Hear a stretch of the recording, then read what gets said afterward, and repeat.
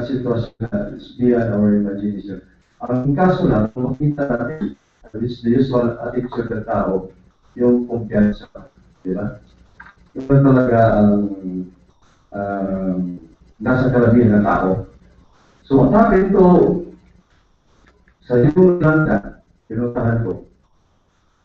Ano, before that. So, sa type of photo, nakita ko, 2 months after. So, lahat ng school buildings, lahat ng simbahan, lahat, yung municipal hall sila, lahat sira yung buo. So, that was the reason. Pagkatong parang natindi yung hangin. So, kung mga structure na right material na tapos yung design, hindi siya design to withstand that ganun tinding hangin. So, that's where the reasons there sa Tayong Pablo. So, dito naman sa Yolanda, punta, binisitahan ko 2 months after. Tinignan talaga yung gano'ng katindi yung tama. So, ang mga din, maybe we cannot avoid death, no? Through what it is.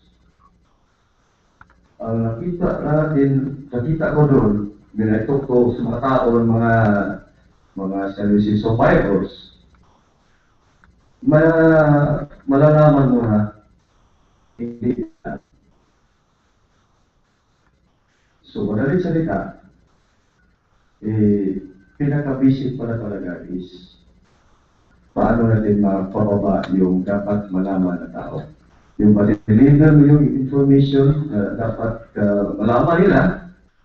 Tapos, masuportahan sila mga paano how we can deal with the resilience. Kasi may mga instrument man na is available.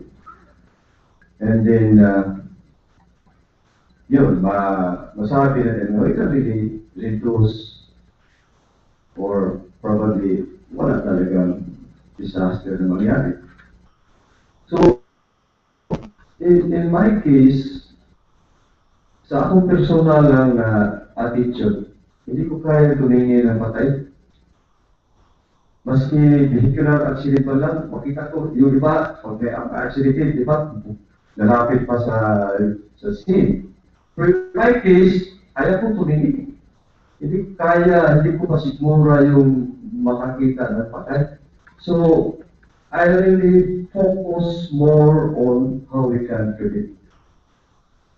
So, yun ang nagiging attitude ko. So, nung panahon ko, during my province, maski sa municipal youth officer ko, ang plani ko sinasabi is, we should focus more on prevention. Like for example, proper nutrition, regular check-up, and probably yung immunization. Dapat doon naka-focus yung department natin. Yung mga may sakit, ay padala na natin yan sa mga specialist. Padala natin yan sa hospital. Kasi we should focus more on yung walang sakit para hindi magkasakit. So, yun ang nagiging approach ko. So, kasi marilit ko yan when I was managing, when I was still in business. As far as maintenance is concerned, we focus on the daily, weekly, monthly maintenance. So, ang nangyari, yung ina-try ko yun in the local government, sa motor pool namin, lahat ng mga equipment namin, yun pa rin sinabi ko sa department na we should focus more on preventive maintenance. Yung sira na yung equipment or truck, padala natin, i-jump out natin yan. So we really focus on yung tumatakbo na sasakyan natin. So with that approach, ang nangyari, halfway pa lang ng taon, ubos na yung fuel namin. Why? Kasi lahat ng equipment tumatakbo. So yun ang nagiging ibahan. So ang makita natin talaga, Budget po, uh, disaster reduction is not a priority. Kaya ang dami natin, every year, mayroon talaga tayong disaster sa mga area. Kasi hindi siya talaga naging priority. Na despite of the fact na talaga every year, hindi tayo mayroon 50 typos, tapos minsan kalahati noon is talaga mag-landfall. So, hindi natin maintindihan kung sino, kaya hindi natin alam kung sino ang tatamaan. Pero alam natin na somehow, mayroong tatamaan. So the question is, are we prepared sa yung eventualities? So,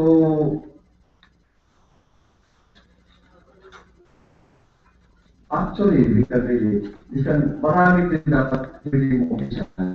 Na hindi tayo kailangan ng, let's say, millions of pesos para lang magawa how we can educate yung mga essential information dapat pa na mapaabot sa tao. Kasi yung resilient should be per household. This po ang pamilya, alam niya dapat malaman. Tapos alam niya dapat niya gawin.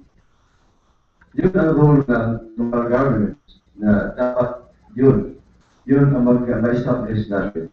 So in our case, mayroon kayo natibilang na sistema, and we call it OROC system. Na that system is an avenue to educate the people. Disseminate essential information.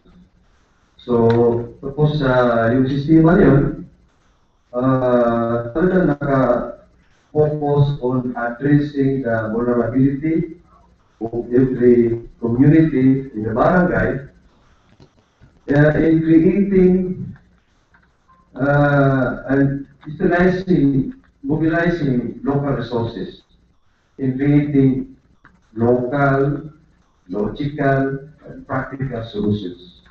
And that's based on the needs of the citizen. So, natindihan natin na mag-alam na ng tao, at least siya mismo, meron siya, kung may support sa government, ang tao, that is his responsibility. Paano niya ma-secure yung family niya. So yun ang tapos actually ang ginagawa natin doon. First, if you look at the big picture, ang mga challenges is paano natin ma-promote our local development goals, no? And then how we can advocate citizen empowerment. Yun ang tapos. So, ang ginawa namin is first step na resource mapping namin para maintindihan kung mayroon tayo. Tapos mayroon na-identify natin pag-identify ko ng priority ko is number one, of course, tao. Tapos pangalawa is the life support system. Kumbaga, life source. Like, how we can protect the environment. And then, pangatlo na lang yung how we can generate income and revenue para ma-improve naman natin yung primary service. No? So, pagkatapos doon, so, natibilang namin yung sistema. Yung sabi namin, OROC system na by organizing the community through ang mga challenges, yung negative attitude na tao. Talagang matinig yung negative attitude. So what we did was we start small. Isang community lang, ginawa natin. Tapos, after organizing, to establish communication. Pagkatapos na establish na communication, so,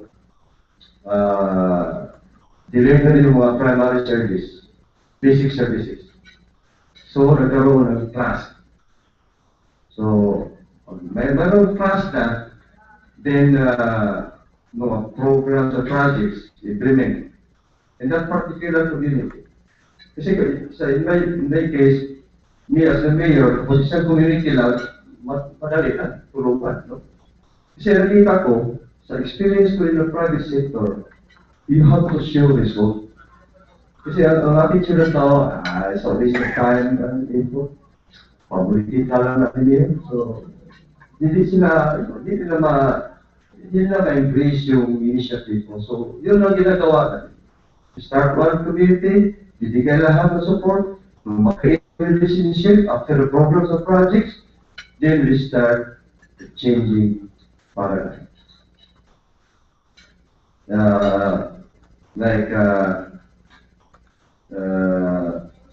Changing paradigm na magiging responsible na citizenry. And then how we can cultivate initiatives for inclusive local development. So yun, ang good thing, mayroon din tayong indicator to measure the success sa sistema. And that indicator, yung solid waste management. Kasi totoo kasi, solid waste management is about education. Pag naintindihan ng tao, how to manage the waste, di wala ka na waste. Ang kukuliktahin na namin, in our case, kukuliktahin na namin is only the residuals. Dahil sila mismo, at source, na-segregate na nila ang basura. So, ang hindi lang nila magamit yung residual, yun na lang ang kukuliktahin natin. Pero, matindi. It took us 5 years to seriously. Natindi talaga ang attitude ng tao kung paano po gawin. So, isa siguro 50% na nag-comply. And then 60%, 70%, 80%, 90%. 95% yun nga ayaw. So, ganun talaga yung tao, no? So, that's my experience. So, that was the indicator na talking of education, the system that we have, na nakaabot talaga namin sa tao, anong dapat niya malaman sa maintindihan. So, din na disaster reduction. Again, it's all about education. Maintindihan, malaman ng tao, at least masasabi. Tapos, alam niya na at-rest siya, anong dapat gawin niya? So in our case, dahil organized yung community, pinasartin yung community, ngayon, there are about 150 forums that are functional. So sila mismo na ang magplano, anong dapat gawin nila? Sila rin ang magplano, pag-identify kung sino vulnerable. Tapos, it was the local government's responsibility to inform them sa mga information na dapat ang malaman. For example, geohazard mapping. Sino ang mga flood-prone, saan yung flood-prone area, saan yung landslide area, saan yung storm source-prone area. Yun ang role ng government na mapaabot dapat sa tao. Mga informasyon na yan. For example, community talaga, in our case, para to really build resilience, dapat per household yun. Hindi pwedeng yung taas na pagkaroon ng paraan. It should be per household, tapos i-deliver natin yun sa kanila yung dapat na malaman nila. Tapos, mag-provide na sila ng mga instruments, kasi available mga instruments to build resilience. Mayroon mga frameworks to build resilience. So, that is available. Only, nga ito sa pagdating ng local citizens. And that is our challenge. How we can really influence local leaders. So, change decision makers, So yung mga nandun, sila dapat mauna na mag-change the mindset na that disasters are coming. So, yun, masabi natin na ang problema naman na ito is madali tayo malimot. Isa rin sa mga challenges natin. Madali tayo malimot ko. Ako sa iyo lang na, relax na rin. So, hindi na natin alam in the future kung baka mayroon pa rin another naman na hindi na alam kung saan. No? And in fact, sa itong taon na ito, yung Typhoon C, yung kayo nung sa Typhoon C, and that's almost more than 300 kilometers per hour wind again.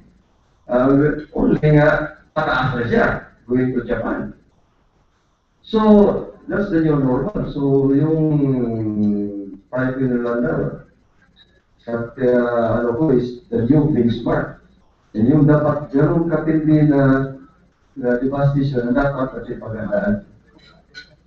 So, although, lahat naman na usap ko yung mga dalawa ang yung kay doktora kanina na mga part of the response. Oh, yes, I agree. Dapat na ma-in-place yung mga ganong klaseng experts.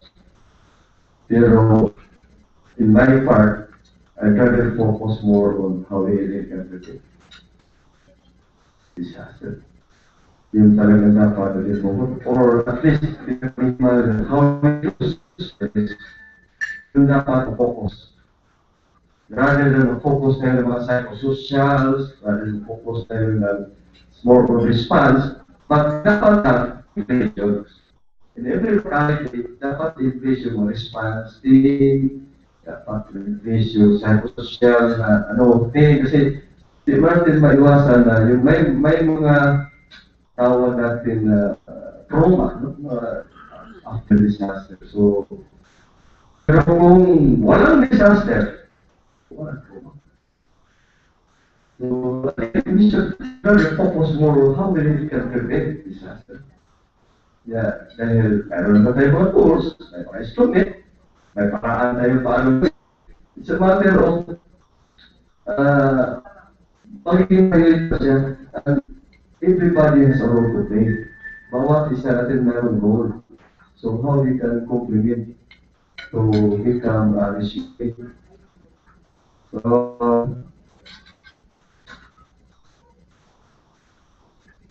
mayroon lang akong short video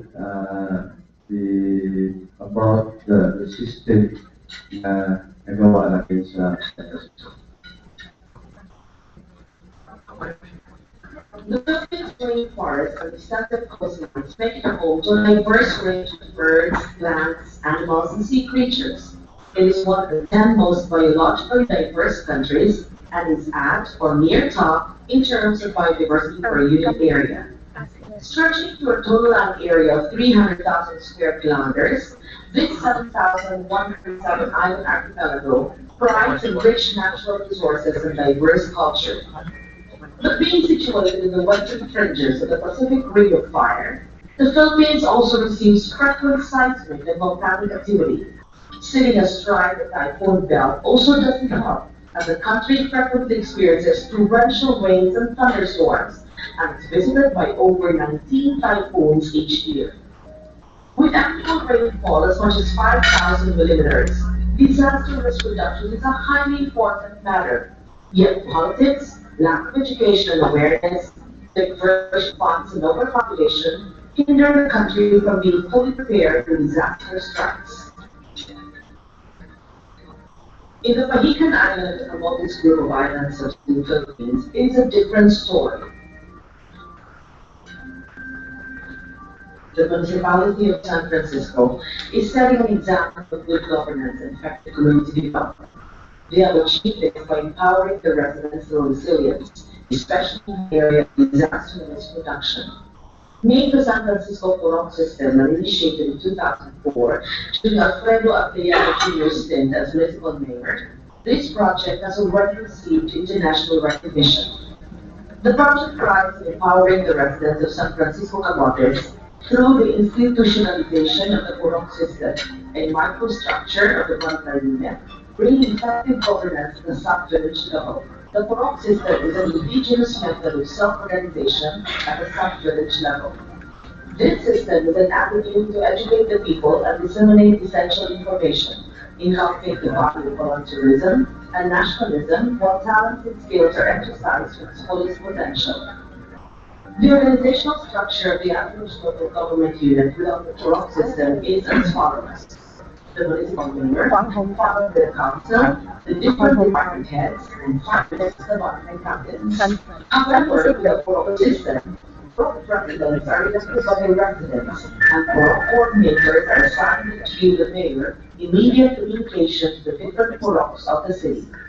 Purok then has a set of officers they must elect each year that will chair committees on different challenges: health and nutrition, agriculture and livelihood, education and solid waste management, disaster risk reduction management, tourism and women and children, infrastructure, youth and sports development, and finally, finance, budget, and appropriation.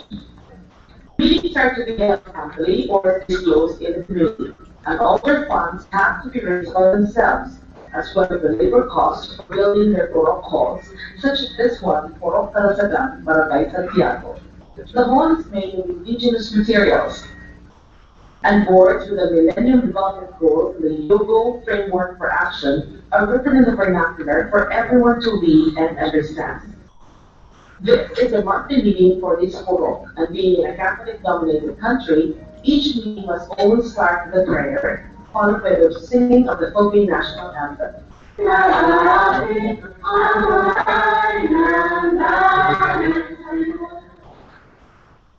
The Purok Secretary then reads the minutes of the monthly meeting and reminds everybody of this meeting's agenda. 80% of the villagers are farmers, and today we have left their crops to see if there has been any development of the Purok system since last month. The Treasurer completes the Council Build-Up Report since 2007. There are 72 members in the CPU, and from the base budget allocated by the city government of 30,000 pesos, the residents were able to raise 8,000 pesos more, totaling 110,000 pesos. This is good news for the residents.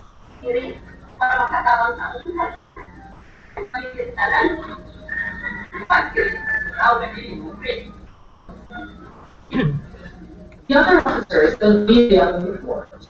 The 3 based on one city fund, the expenses from different activities and programs, to the population of kids studying. Among the 86 households, almost all of the children are in school, a far cry from the situation in the past. Today, there are only 4 children not in school, and 2 are dropouts. Another report is the health and nutrition status in the Purok, and the numbers could be better. The meeting ends well, and after words of inspiration from the barangay captain and the Purok coordinators who are always present during the gathering, everyone heads home and back to their families. Health services are delivered down at the Purok level with a community-based health management program. This program focuses on prevention with activities like immunization, regular check-up for pregnant women, pabasa sa nutrition or nutrition education, and feeding of malnourished children. Since the program started in 2006, there has been a significant decrease of underweight and severely malnourished children, bringing San Fran closer to the dream of zero malnutrition than ever before. The Food Always at Home program, or FAITH, hits 2 birds with one stone. Livelihood and food productivity increases, giving them a venue to become entrepreneurs with filled stomachs. For residents like Helena Impas, the program is a gift from heaven. The program has not only given her food on the table because of the crops she's growing, but also gives her potential to earn a living in future harvest. In the Disaster Risk Reduction and Management Office of San Fran, a rain gauge is installed in the office, while 2 others are installed in strategic places around the area. But now employees need to check the gauges, as they have trained the residents to be local weather forecasters. to know how to read the rain gauge and know when to evacuate when the river water rises to certain levels. The office also is called the Camotes Island Emergency Response Team, and they conduct drills at all the ports for preemptive evacuation. Evacuation drills, first responders, fire drills, earthquake drills, emergency moves and rescue are observed by the residents to raise their awareness in times of disaster. The youth are also educated on disaster risk reduction and climate change application. In school and out of school youth are encouraged and trained to become more aware and prepared during earthquakes, fires, and floods. The residents of San Fran are very aware of the environment, what things to do to protect the solid waste management, the communities that clean up their streams, public beaches and parks, and segregate their trash at a household level. This is the material recovery facility of San Fran. The trash is segregated into three: biodegradable, non-biodegradable, and toxic. The toxic wastes are stored in a vault so that no air can escape from it and to be far from public harm. The biodegradable waste, or bata as they call it, is shredded by machines before they are then exposed to vermicomposting that uses worms and microorganisms that turn waste into nutrient-rich humus. The non-biodegradable, on the other hand, are also shredded and processed into waste, either to make them into pillows with Tetra Pak shreds of juice bags, or to mix them with cement to make these ingenious concrete blocks or footpaths and infrastructure projects. These blocks are generally concrete blocks and give people of San Fran another source of livelihood. An example of from trash into cash. The 2 Million Trees for a Green San Fran project is another environmental awareness program that enables citizens to have mangroves as natural barriers to natural hazards. The establishment of marine sanctuaries also helps in protecting life support system or the life source in the environment. Not only do the marine sanctuaries raise awareness to the residents of the importance of protecting biodiversity, but it also gives them another source of income, as the sanctuaries are frequently visited by divers and snorkelers. The pond system has won numerous national and international awards, including being the grand champion for 4 years in a row of the E-Grant Our Cebu program of the Cebu provincial government, as well as the United Nations Sasakawa Awardee for Disaster Reductions, and the Campaign Role Model, an award for making cities resilient of the United Nations International Strategy for Disaster Reduction. Hence, not only has this program made the city of San Fran a role model for other cities to follow around the world, but the Purok system has also made its residents' lives much better. With its sustainability and resilience, San Fran has become a place to live, the place to visit.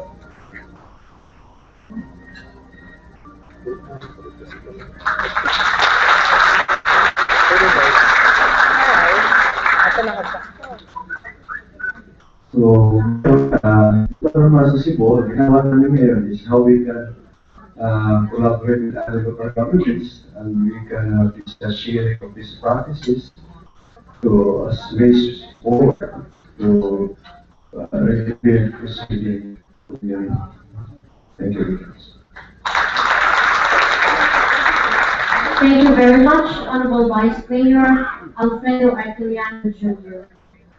Okay, sabi ni Honorable Arteliano, everything starts with education. Awareness that should be cascaded, awareness that should be understood at the grassroots level. No matter how good a mayor you are, no matter how good a local chief executive you are, the people, your constituents do not understand what is disaster, what is storm storage, all these things will be left out. Okay? So thank you so much, Mayor, for giving us such an inspiration. You did not only address disaster, or your project is not only risk reduction, but basically you started with the very basic of why we have disasters in the first place. Now we contributed, our behaviors, our attitudes as people contributed to the typhoons and calamities that are happening in our country now. So sino po sa'yo yung na-inspired kay Mayor? And if you are inspired, why don't you stand up and probably give your observation or sharing of the the San Fran case in terms of what do you call your program? Puro system program. Yes, ma'am. Then followed by the other community. Thank you very much for this opportunity. My name is Cecil Henove, and I come from Dumaguete po, Mayor, Vice Mayor. And since the Vice Mayor is in Cebu Province, I suppose he is not trying to catch a plane for man, right? So very good. So we can have him perhaps until 5 o'clock in the afternoon. Yes. The first two speakers have to catch a plane. Vice Mayor, unlike Dr. Food, who was very open about her, well, maybe the word disgust is a heavy term, over the nonchalance of government. Kayo po, Vice Mayor, ikaw, Vice Mayor, very inspiring, and politics did not rear its ugly sa imong mga projects. Thus, Vice Mayor, I'm quite curious, how were you able to sustain this po?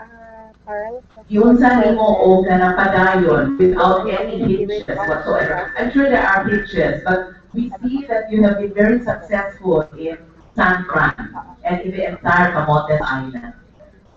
First, of course, it is that children, youth sector, and then of course, dahil yung tao is the ownership. Because the ownership, I would say, baka nagiging sustainable sa kanila talaga sila ang gumagawa. So, and as far as also to sustain the program, I see to it na susunod na din ang ko. You know what, Mayor? The incumbent mayor is your brother. But I do not wish to believe that that is the only reason po, sir, no? Yes, however, it may help. But in terms of, it was mentioned, I think, earlier that the Filipino culture, si Ma mentioned the Filipino culture, and indeed it's true, no? Kasi kita nato Naningas Kogon. Perhaps the residents of Camotes is really a league of their own na kanapang wala kay Naningas Kogon na karon maayo lang, human, malimta na po, as you yourself had mentioned, Mayor, Vice Mayor. So, ano lang, ang isa sa nakita ko para ma-sustain talaga is, sa case ng San Francisco, yung pride. So, with so many different visions na experience na maraming napupunta doon ng mga local governments, mga barangay. So, nagkaroon sila ng pride of place na dahil sa gawa nila, so dapat ito i-continue dahil pinuntahan tayo ng mga bisita dahil sa ginawa natin. So, nagiging siya, para bang I-feel, proud and, so, dapat pala sustain ito dahil daming mga bisita na. So, yun ang mga nakita ko na to make it sustainable. I mean, again, it's the ownership. For example, meron silang puro. Ang sinabi ko sa umpisa, yung all you have to do is 4 na pillars, tapos maski sarira na yung coconut leaves, tapos of course bench para maupuan natin, para maka-maintain lang kayo monthly. Do you know what they did? Parang bahay. Kasi yung garbo ng tao ba, hindi mo rin ma-understand. Pero kung sa umpisa sinabi ko, gagawa kayo ng dito, sasabihin, no? Saan kami pira para tayo? Pero dahil simple lang yung sinabi ko sila, pero ang ginawa nila, hindi ko akalain yun ang gagawin nila.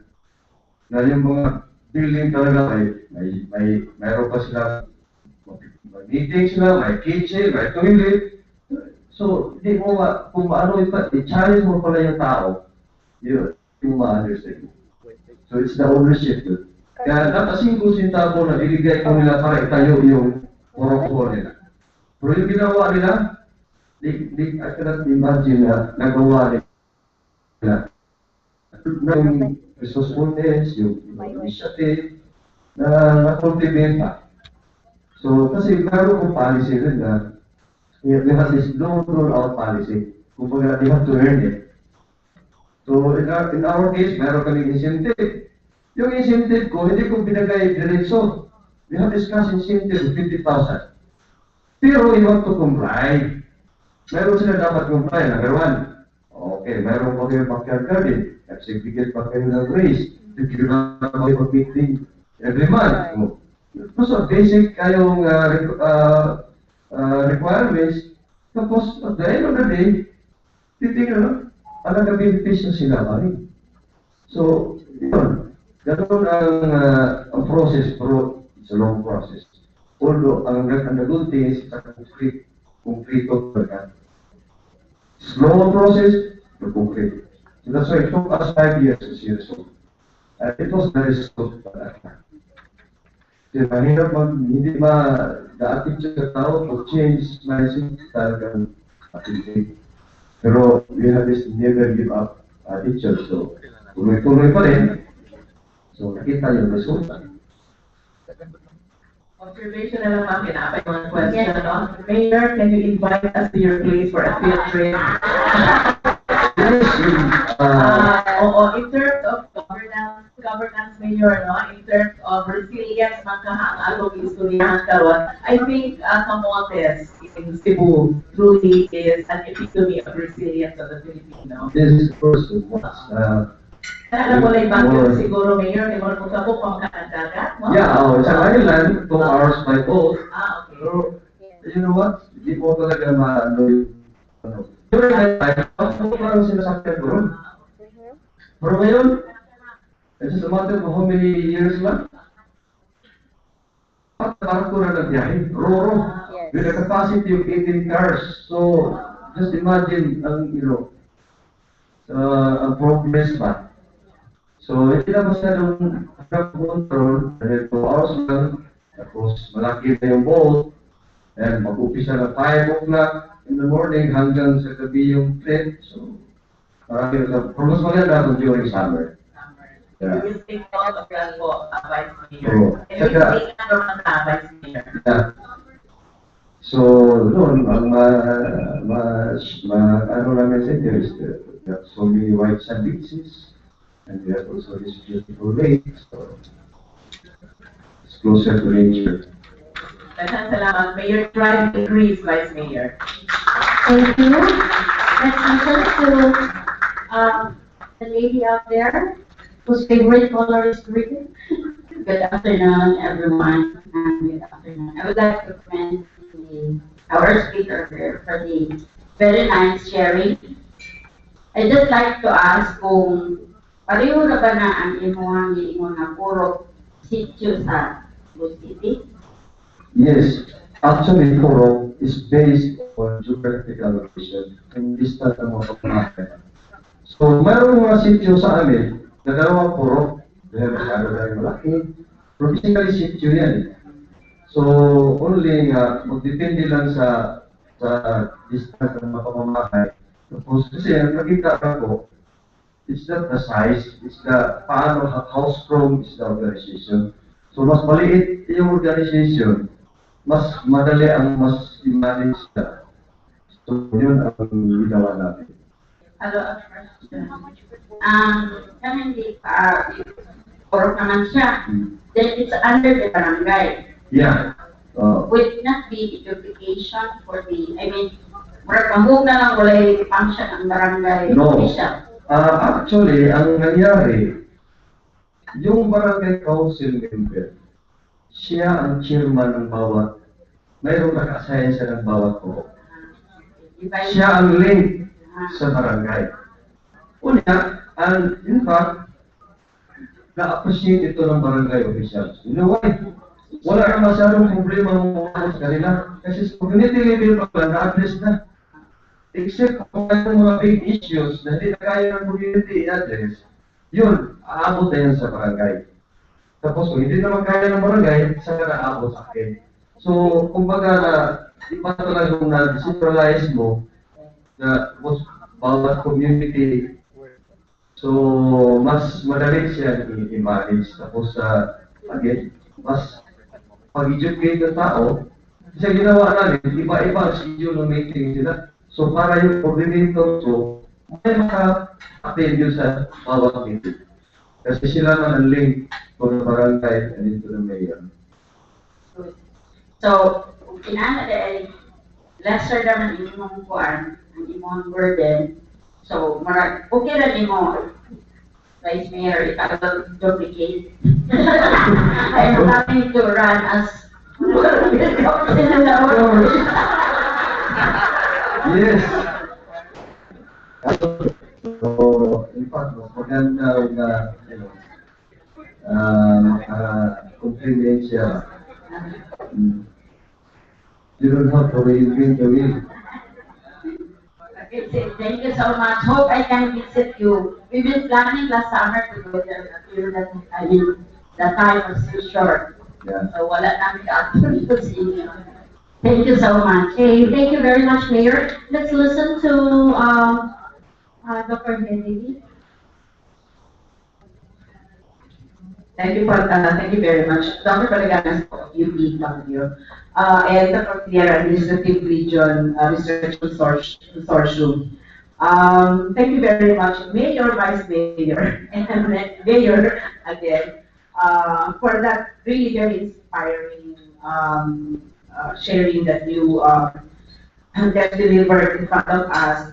And I just couldn't help but go back to memory lane. I was telling Ma'am Weng here na ako biglang na-miss ang mga community work. Because when I started as a health professional in the 70s, I was a community organizer, a nurse, community organizer in Cagayan Valley, and I basically did these kinds of things. And Dr. Amoy is there, and she would know that this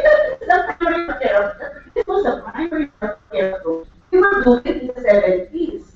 If you are in my timeline in terms of professional work, but this is what we were doing, really empowering the communities at a group level, village level, and we were having a lot of a lot of success stories. But what happened was, primary healthcare basically was doing yung very empowering primary healthcare approach basically was, well, according to the OH, is here. Alam naman na parang iniba yung approach ng primary healthcare na naging service siya at hindi siya naging approach. Diba? Basically, ito ginagawa natin. So, ngayon na andito ang isang success story. Diba? Sabi nga ng isang Congo proverb, no matter how long the night, the day is sure to come. Tagal, sabi ni Sir, well, 5 years is not very long, but the day was that, may success story, so it can happen. So what we're trying to say is, we just have to, resilience, your patience, your cooperation, and I think over and above, and that is what I would like to commit, is trust in the people. Because if you don't trust in the people, nothing will happen. So, again, thank you very much, Mayor, for telling us a story of trust in the people and things can be done with and for the people. Thank you. Thank you. A very good model of governance, Mayor, Vice Mayor Arteliano. Yes, Paul, you're so big.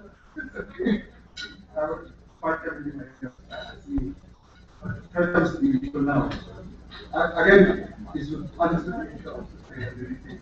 Mayroon naman sipag sa solusyon, institutionalize system na ito. Kasi ang senaryo pa doon, assuming wala na ang mga Artelianos, somebody will take over the leadership of San Francisco. Paano yun mag-avoid or paano yun na-sustain nasa senaryo na gano'n. Second is, you are now detained or you're now assigned to the Minsan. Ano yung difficulty mo with regards to yung replication mo sa other municipalities in Cebu?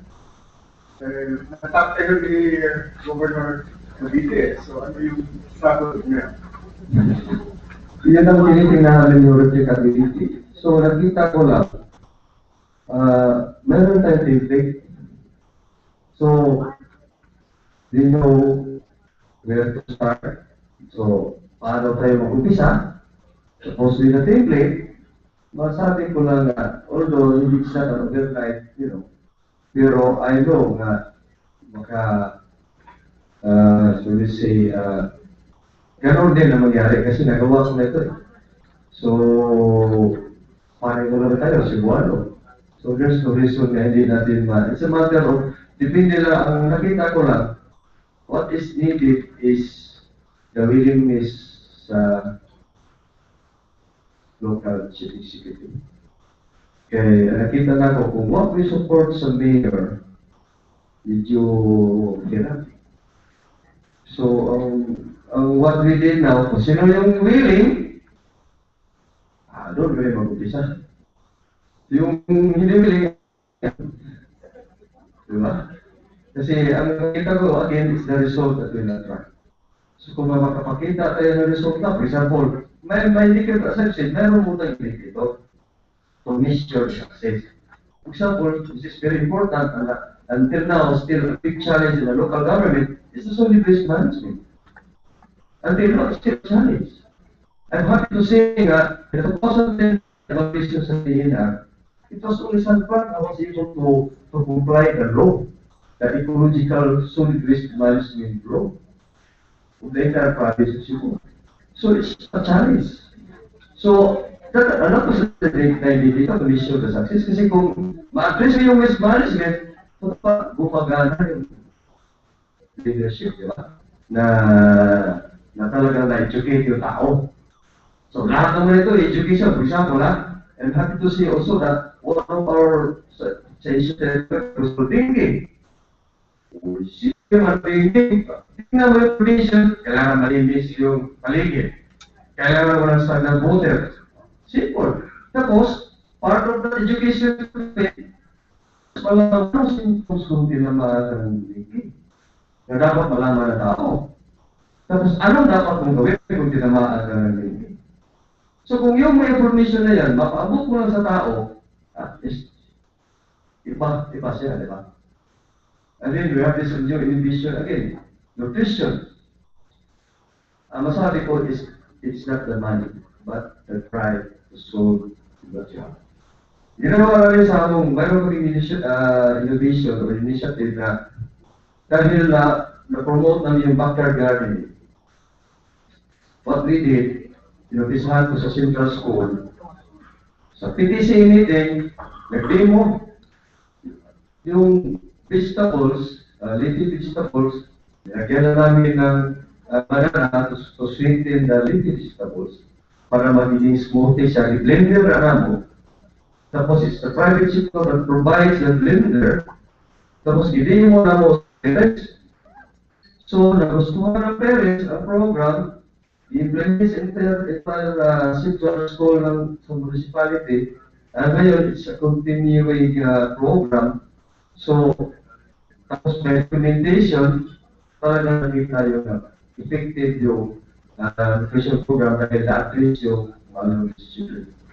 So, again, depende lang din siguro sa kanabang, again, the drive to solve the mathematics. So, yun ang mga bagong inhibition o initiative na ginagawa. Okay, thank you. Yes po, meron pang kumahabol. We have all the time. Okay lang po, Mayor. Our opening ceremony will start by 5 o'clock this evening. You're invited. Wait for the sister. Si Vice Mayor, walang claim to catch. Arwan Gadal po from the UST Region 1, part of Region 1 Health Research and Development Consortium. Nakikita po natin dito yung gobyerno na para sa tao, ng tao, at galing sa tao. Okay. Congratulations, Mayor, Vice Mayor, sa inyong pagpupursige ng mapaunlad ng buhay sa ating kanayunan. Gusto ko lang pong ipaalam sa inyo na Sa amin po, sa kagawaran ng Agham Teknolohiya, meron po kami programa na ang pangalan po ay Community Empowerment for Science, through Science and Technology. Kung saan po na kami po ay nakatuon sa mga pinakamahihirap na komunidad sa buong bansa at nagbibigay po kami ng tulong. Sa ganang akin po, magandang ehemplo yung nangyari sa Camotes Island sa Cebu, na tularan or let's say pwedeng i-pattern dun sa aming community empowerment for science, through science and technology, na makakuha kami ng konting kaalaman tungkol po sa community organizing, kung paano po i-mobilize yung ating mga tao sa barangay, sa purok, nang sa ganon hindi po sila umasa ng todo-todo sa gobyerno sa tulong na pwedeng ibigay ng gobyerno. Dahil po sa ginawa ninyo, sila po ay naging self-reliant sa kanilang mga pangangailangan sa kanilang sariling purok. So, expect, Mayor, Vice Mayor, na siguro po kami po sa Ilocos or sa anumang parte ng Pilipinas, gagawa rin po ng siguro paglalakbay sa inyong lugar upang makita namin ang inyong ginagawa sa Camotes Island. Direct, salamat po.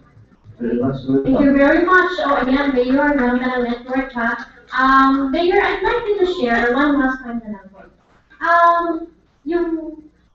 Because tinagurian ko kayong, yung the last typhoon na nangyari, which Camotes Island was also included. Kasi naging note kayo na zero death during that particular calamity. So in relation to what we are celebrating in this 8th PNHRS week, I'd like you to request if you can share with us what happened then and what did you do bakit yung 0-0 yung mortalities in that time of the typhoon.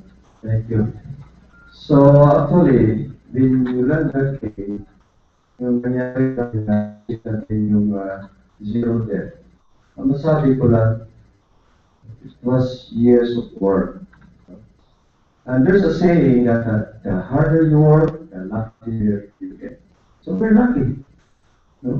Despite of almost 1,000 houses totally destroyed and more than 4,000 were partially damaged, walang namatay. So we're lucky.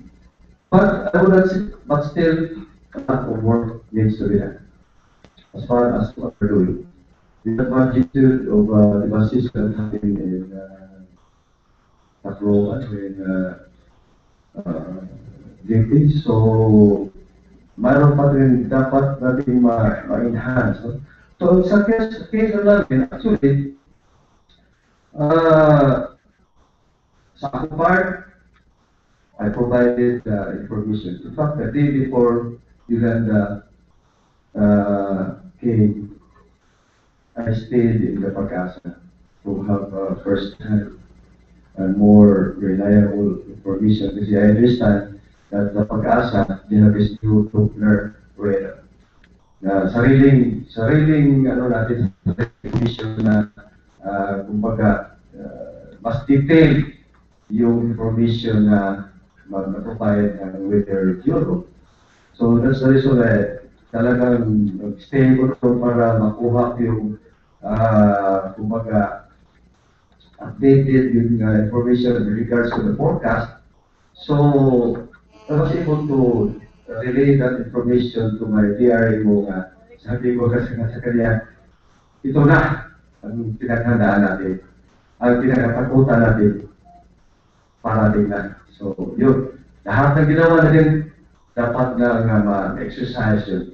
Kasi we have drills. Ano pa, ang ginawa namin, before 1982, Typhoon Bising, yung municipal hall namin, wasak. 1990, Typhoon Ruping, taga Cebu, pamilya kayo, so matindi your facilities. So, ang ginawa namin, kasi dahil madaling malimot, every March 25 or 26, 25, meron kami typhoon drill, municipal wide typhoon drill. Kasi March 26, tinamaan kami ng typhoon drill. And November 10, every November 10, meron kami municipal wide typhoon drill again because typhoon routine tumama November 11. So, awareness talaga, tapos yung tao, hindi mawala sa isip kasi magaling malimot eh.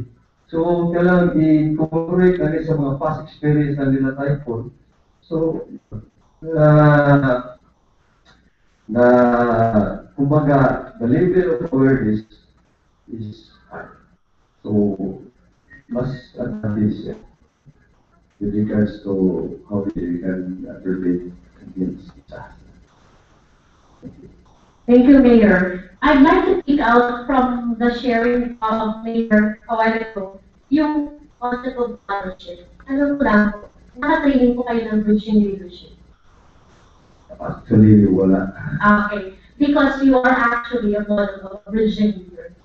You have practice, ownership, co-ownership, and even lifted up to co-creation. So you have your own innovations. Kasi, sabi ni Doc Eddie a while ago, na andyan na yan, yung primary health care. But however, you did something to improve the implementation of that concept. And another segment na sinabi ko sa amin, is yung pala, historical significance. Kasi talagang tumutusok din sa puso ng tao na pag sinabi mo, March itong nangyari sa atin, November itong nangyari sa atin, let's do a drill to commemorate those events, which I have not heard of from the municipalities of Cebu. So thank you very much, Mayor, for sharing your. Kumbaga, it's a trade secret ni Mayor, but however, we really appreciate the honesty and the generosity that you have shared with us for today as our resource speaker in this PNHRS week celebration. And we are awarding a talk of appreciation to you, signed by Dr. Jaime Montoya, Dr. Enrico Bluet, and Dr. Telma Fernandez. Thank you very much. At this juncture, ladies and gentlemen, we will be encouraging everybody if we can have a group picture with our very good Vice Mayor here in front. We can move in front. If you would like to have a souvenir picture with the Vice Mayor, we are giving you time. For the meantime, we would like to remind you to fill out your evaluation forms. Kindly write the following session title on top of your evaluation forms and submit it to Ms. Julian Garcia in exchange of your certificates. So thank you very much, everyone. We appreciated the time that you have spent with us this afternoon. We enjoyed your presence and your interaction as well. This has been Daisy, your MC for this afternoon session, and see you in the opening ceremony at 5 o'clock at Santa Maria Hall, second floor. Thank you very much. So, anybody would like to have some network with Vice Mayor, you can approach him. You can probably ask for his email or cell phone number so that if you intend to visit Camotes Island, treated to a very nice